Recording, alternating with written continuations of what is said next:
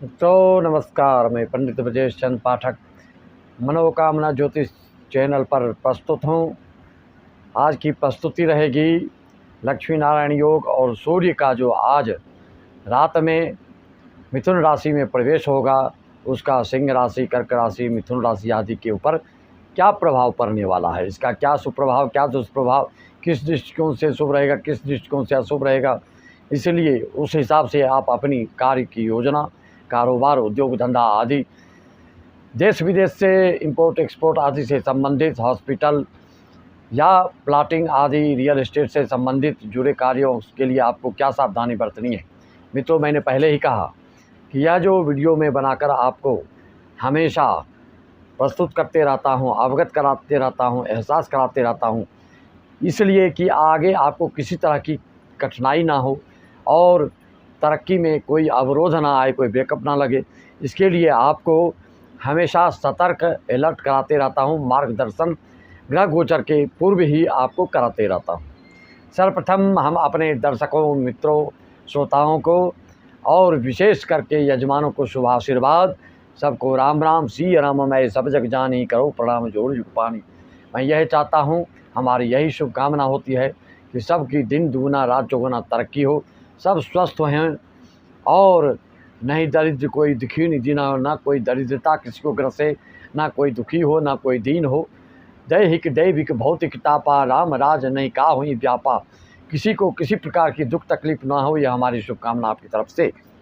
मित्रों, जब तक कुंडलियों में जो जो दोष मैंने आपको बताया, छोटे मोटे दोष तो हर एक कुंडलियों में मिलते हैं, लेकिन विशेष दोष अगर होता है तो बड़े बड़े शुभ योग भी निष्फल हो जाते हैं, निष्क्रिय हो जाते हैं, वो आपको फल देने में अक्षम हो जाते हैं, तो फल नहीं दे पाते हैं। इसके पूर्व में मैंने आपको बताया कि लक्ष्मी नारायण योग का सिंह राशि वालों को कितना आकूत धन भंडार भरने को तैयार हैं और भर रहे हैं। कई लोग बिल्कुल लाखों करोड़ों में खेल रहे हैं।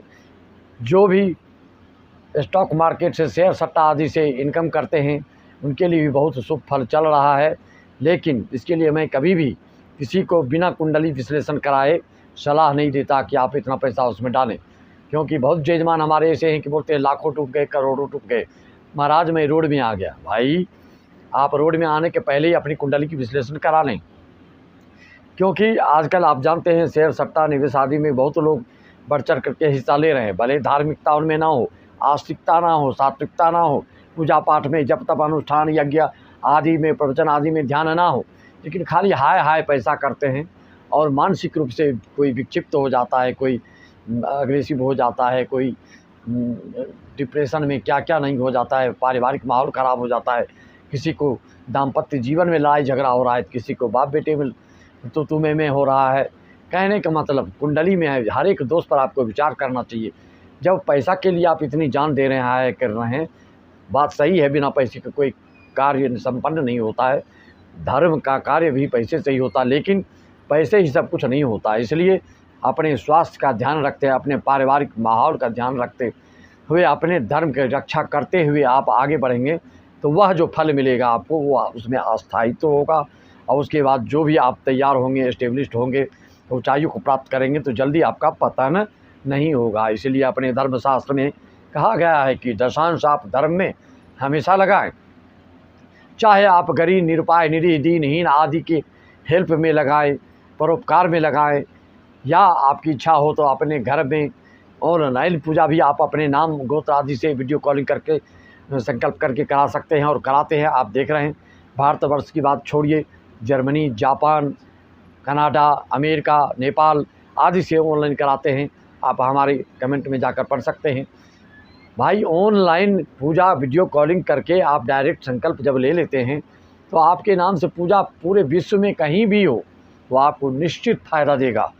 चाहे आपने सामने में घर में ही बुला के क्यों न करें, नियमित रूप से, विधि विधान से, बिना नियम का पालन किए, आचरणहीनतापूर्वक मुँह में राजश्री, गुटखा, तंबाकू रख के जब कराएंगे, चाहे वो आपके कितने ही शुभ चिंतक क्यों न हो, कितने ही बड़े हितैषी क्यों न हो, वह आपको लाभ नहीं पहुंचा सकते हैं। मैं इसको बारंबार हर वीडियो में कहता हूं। इसके लिए विधि विधान का पालन जरूरी है। जैसे बल्ब जलाते हैं तो करंट के लिए जो नियम है जोड़ेंगे तभी बल्ब जल के आपको प्रकाशित करेगा, अन्यथा वो और अंधकार में भी हो सकता है। तो पूजा का यही नियम है, ज्योतिष शास्त्र का यही नियम है। किस ग्रह की किस मुहूर्त में शांति किया जाए। आप लोग कभी भी उठते हैं, पंडित जी के पास पहुँचते हैं, चलो करा दो आज ये, ऐसा नहीं होता महाराज। आप जिसकी भी शांति कराते हैं उसका मुहूर्त होता है, उसकी एक शुभ काल होता है, उस काल में करने से ही वो फलीभूत होता है। ऐसे आपको पूजा पाठ करना है, खाली भगवान का नाम लीजिए, भगवान का कथा प्रवचन सुनिए, उसके लिए कोई दिक्कत नहीं है, आप हमेशा कर सकते हैं। विशिष्ट अनुष्ठान ग्रह जनित रोग दोष निवारणार्थ के लिए आपको मुहूर्त की आवश्यकता होती है। राहु की शांति कर रहे हैं तो आधा स्वाति शतभिषा नक्षत्र होना चाहिए, अन्यथा आपको शुभ फल नहीं मिलेगा। मंगल की शांति कर रहे हैं तो धनिष्ठा मृगशिरा चित्रा नक्षत्र होना चाहिए, नहीं तो आपको शुभ फल नहीं मिलेगा। गुरु का फल चाहिए तो आपको विशाखा पुनर्वसु पूर्वा भाद्रपद में आपको ये ही कराना होगा, अन्यथा आपको शुभ फल नहीं मिलेगा।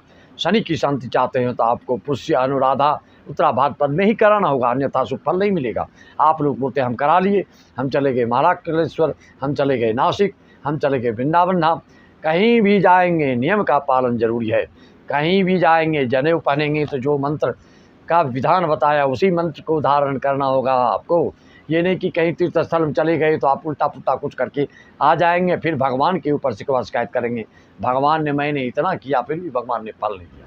भगवान आपको बार बार हर शास्त्र, हर पुराण, हर ग्रंथ, हर संत आपको मंत्र इंगित करता है, आपको चेताता है, आपको सावधान करता है कि कोई भी कर्मकांड की पूजा विधि विधान से ही फलीभूत होता है, अन्यथा निष्फल होता है। बड़ी बड़ी पूजाओं में लाखों लगा के भी आप लोग बिल्कुल उदासीन हो जाते हैं और बोलते हैं कोई फल नहीं मिला। उसका यही परिणाम है कि आपने मुहूर्त को पर विचार नहीं किया, आपने कुंडली में जो जो दोष है आपकी कुंडली में उसके हिसाब से आपने संकल्प नहीं लिया। जैसे बड़ा बड़ा बंगला, घर, अट्टालिका, महल, फ्लैट बनता है, उसके लिए नींव मजबूत होना चाहिए। उसी तरह से कोई भी पूजा पाठ करते हैं तो उसका संकल्प में उच्चारण, बिल्कुल राशिगत उच्चारण, नक्षत्रगत उच्चारण, कुंडली में क्या क्या दोष है सबको उच्चारण करना होता है, अन्यथा वो फल क्यों मिलेगा। जब तक आपको जो चीज़ मांगना है उसको आप बोलेंगे नहीं तो अगला व्यक्ति आपको वो चीज़ कैसे प्रदान करेगा। आप बड़े बड़े किराना स्टोर में जाएंगे और क्या लेना है जब तक आप बोलेंगे नहीं तो वह दुकानदार आपको कैसे देगा। तो भगवान से जो आप मांगना चाहते हैं उसका संकल्प में उच्चारण होना चाहिए। विधि विधान से जो ज्योतिषी लोग हैं वो अच्छे से संकल्प आपको कराते हैं हमेशा, इसीलिए वो ज़्यादा फलीभूत होता है। ऐसे जनरल पंडित से आप कुछ भी कराएंगे अपने मन से, अपने हिसाब से, तो बेहिसाब पैसा भी जाएगा और उसका फल का कोई हिसाब किताब पता नहीं चलेगा। तो लक्ष्मी नारायण योग हो गया। और सिंह राशि वालों के लिए सूर्य मिथुन राशि में आज जो है रात में 12:37 पर मिथुन में गोचर करेंगे, जिससे कि कहा गया है कि भिखारी भी अगर कटोरा लेकर निकले, अगर सूर्य आपके आय भाव में आ गए हैं, सिंह राशि सिंह लग्न वालों के लिए अगर आपकी कुंडली में बुध पहले से लग्न में बैठा हो तो छप्पर फार धन वर्षा होगी। भिखारी को भी कटोरा आज भर जाएगा। जो करोड़ों लाखों में खेलते हैं उनके लिए क्या कहना, अतुलनीय फल प्रदान होने वाला है, मिलने वाला है। और आप इस चीज़ को पाना चाहते हैं, कुंडली में कोई दोष नहीं होना चाहिए।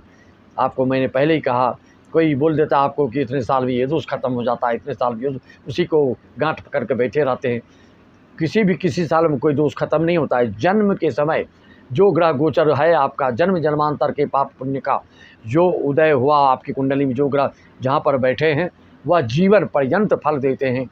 जो खराब ग्रह है, पाप ग्रह हैं, कारसर्प दोष है, विषकुंभ दोष हैं, गुरु चंडाल दोष हैं, अंगारक दोष हैं, जितने भी दोष हैं उसको विधि विधान से एक बार आपको कराना ही होगा अगर ऐसा दोष है। अन्यथा प्रतीक्षा करते रहिए कि इस उम्र के बाद हमको लाभ होगा, इस उम्र के बाद हमको लाभ होगा। जिंदगी भर प्रतीक्षा करते रहिए। बोलो सियावर रामचंद्र की जय। राम राम, जय श्री राम। ओम नमः शिवाय। ओम सत श्री अकाल।